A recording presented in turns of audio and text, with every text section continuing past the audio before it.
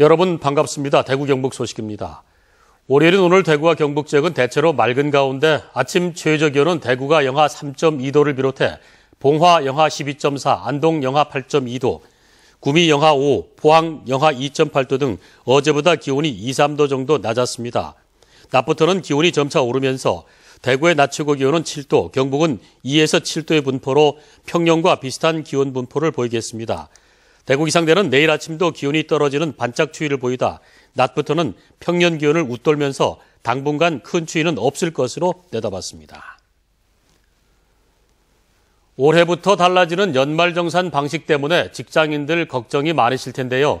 세액공제 방식으로 바뀌면서 13월에 보너스라고 불렸던 연말정산이 올해는 세금 폭탄이 될지도 모른다고 합니다. 도건엽 기자가 취재했습니다. 입사 10년 차의 회사원 이주열 씨. 연말정산 환급을 위해 신용카드 사용은 기본이고 현금 영수증도 꼬박꼬박 챙겼지만 올해는 걱정입니다. 연금 저축이라든지 이런 부분들도 꼬박꼬박 넣고 있는데 그런 부분들에 대한 환급액이 또 줄어들 수도 있고 앞으로 받을 게 많이 없을 것 같아요. 올해 연말정산에서 가장 크게 달라지는 것은 의료비와 교육비, 기부금과 월세 등 7개 주요 항목이 소득공제에서 세액공제로 바뀌는 것입니다. 부양가족 수 등 개인별 상황에 따라 다르지만 연소득이 5천만 원을 넘으면 세금을 더 내야 할 가능성이 높아집니다. 상대적으로 고세율을 적용을 받던 근로소득자의 경우에 세액공제로 바뀜으로 인해서 세부담이 증가할 수 있기 때문에 환급세액이 적어지거나 또 추가로 납부를 할 수 있는 경우가 생길 수도 있습니다. 이 때문에 전국적으로 환급액이 4,300억 원 정도 줄어들 전망입니다. 반대로 소득이 적으면 세부담이 조금 줄 수도 있습니다. 연말정산에서 한 푼이라도 더 돌려받으려면 맞벌이 부부는 높은 세율을 적용받는 소득이 높은 쪽에 부양가족 공제를 몰아주는 것이 좋습니다. 거꾸로 특별세액 공제 가운데 최저 사용 금액이 있는 의료비나 신용카드 사용액 등은 총 급여가 적은 배우자에게 몰아주는 게 좋을 수도 있습니다. 연말정산 자동계산기 등을 이용하면 환급받거나 추가로 납부해야 할 세금 액수를 미리 알 수 있기 때문에 비교해 보는 것도 좋습니다. 연말정산을 간편하게 할 수 있는 국세청의 연말정산 간소화 서비스는 오는 15일부터 이용할 수 있습니다. MBC 뉴스 도건협입니다. 대구시는 아파트 분양 현장에서 떴다방 등 투기 세력 유입을 차단하기 위해 내일 대구지방국세청, 대구지방경찰청, 공인중개사협회 등과 함께 대구시청에서 주택 투기 방지 대책회의를 엽니다. 대책회의에서는 가점 높은 청약 통장을 구입해 여러 채의 인기 아파트를 분양받았다는 의혹이 제기되는 등 대구 아파트 분양시장에 외지 떴다방이 개입해 청약 탈법 행위를 일삼고 있다고 보고 이들을 단속하기 위해 관계기관 간의 공조체제를 강화할 방안을 논의할 예정입니다. 식품의약품안전처는 설 명절을 앞두고 축산물을 생산하거나 판매하는 영업자의 홈페이지와 온라인 쇼핑몰의 허위 과대 광고 행위를 집중 점검합니다. 주요 점검 내용은 질병의 예방과 치료에 효능이 있다고 광고하거나 의약품 또는 건강기능식품으로 오인시킬 우려가 있는 광고, 영업 허가 없이 축산물을 판매하는 행위 등입니다. 현행 축산물 위생관리법에 따르면 허위 과대 광고를 할 경우 5년 이하의 징역이나 5천만 원 이하의 벌금이 부과되며 특히 의약품 등으로 혼동시키는 경우 10년 이하 징역 또는 1억 원 이하의 벌금을 물게 됩니다.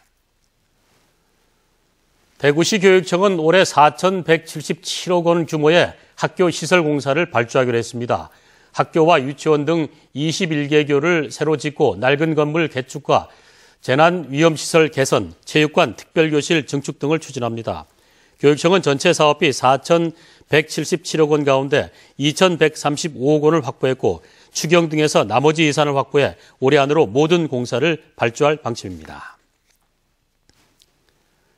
경북교육청은 혁신학교와 같은 교육 성공 모델을 제시할 명품학교를 지정 운영하기로 했습니다.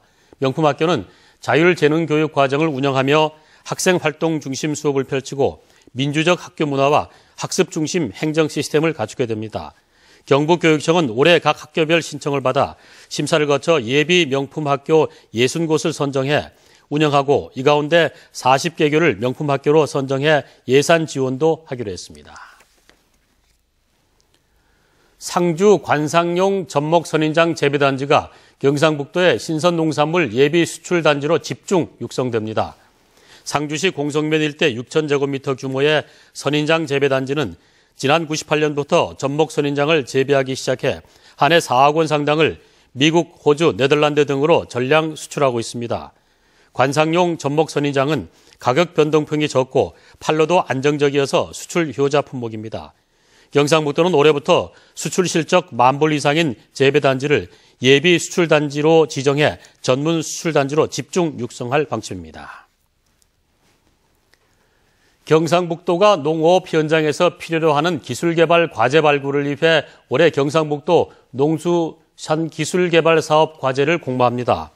경북 농수산 기술개발 사업은 농업 분야 시장 개방에 대응하기 위해 새로운 시책을 개발하고 과제를 발굴해 농어가 소득 증대에 기하는 사업으로 올해는 총 7억 원 내외로 순수 전액 도비로 사업을 추진합니다.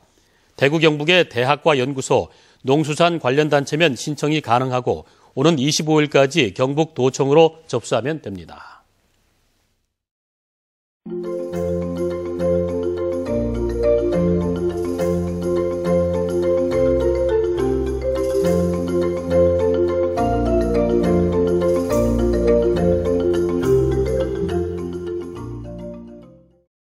MBC 생활뉴스를 마치겠습니다. 함께해 주신 여러분 고맙습니다.